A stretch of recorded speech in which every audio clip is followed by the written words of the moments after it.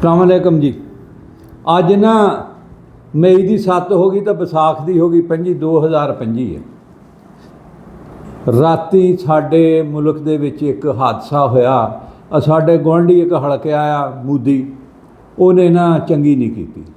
अच्छा, अर्ज़ मैं ये करनी है कि जेड़े अदारे आ, जेड़े मुतलका जुम्मेदार आ, वो अपना काम अदा कर रहे सही तरीके ना। जे नहीं भी करते तो भी उन्हों की जिम्मेदारी है। मैं दफाई तजजियाकार नहीं, मैनू नहीं चाहिए दूसरे के काम च पंगा लेना।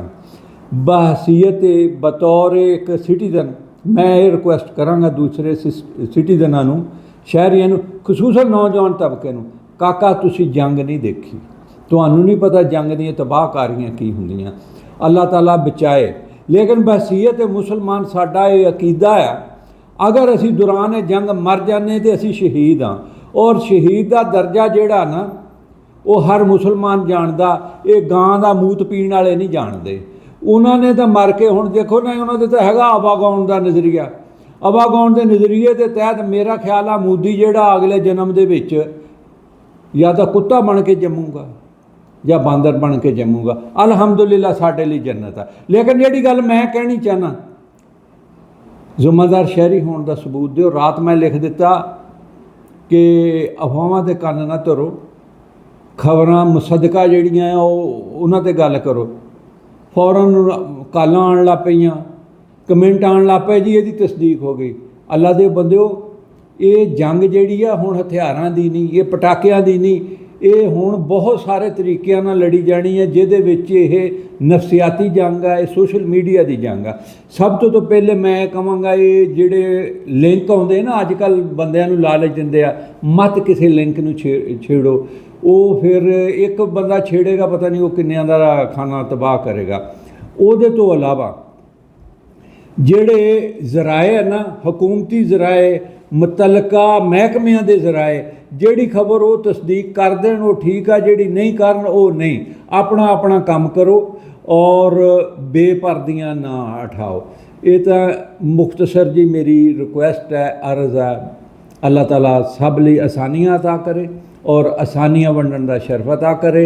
बाकी पूरी कौम की तरफों मैं ये गल कहना, जे साडे ते जारीयत करन ते इन्हां दा मूँह तोड़ जवाब दो।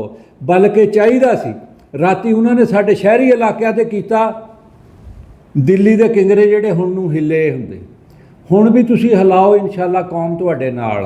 बहुत बहुत शुक्रिया। हसदे रहो तो वसदे रहो, शाद रहो तो आबाद रहो। अल्लाह ताला आसानियां अता फरमाए और आसानियां वंडण दा शरफ अता फरमाए। साडा शहरियां दी जिम्मेदारी यही है, जिम्मेदारी का सबूत दवाइए।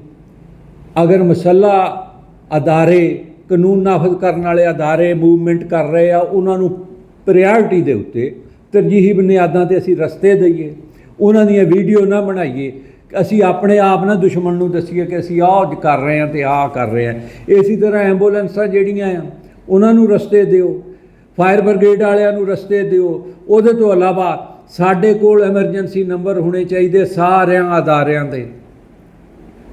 जिमींदारां अगे भी रिक्वेस्ट करांगा, कणक मुक्की आ, मुल्क के हालात चंगे नहीं हैगे। जे तुहाडा अगर 20 मन ना गुजारा है कि 30 मन रखो, पता नहीं जंग जे लग गई, तवील हो गई तो रोटी की लोड़ है। इसी तरह अपने पानी के जखीरे रखो। इसी तरह अपनियां जगह ऐसियां बना लो, खुदा ना खास्ता अगर वो स्ट्राइक वगैरह कर दे, कोई लुकण छुपण लई जगह चाहिए है। और सब तो जरूरी और अहम गल, बार्डर एरिए ते दरख्त नहीं कट्टण दिंदे, वो इसी वास्ते नहीं कट्टण दे। दरख्त जिहड़े है ना, ये ज़िंदगी है, दरख्त लाओ, बहुत लाओ तो ज़रूर लाओ। बहुत बहुत शुक्रिया। पाकिस्तान जिंदाबाद।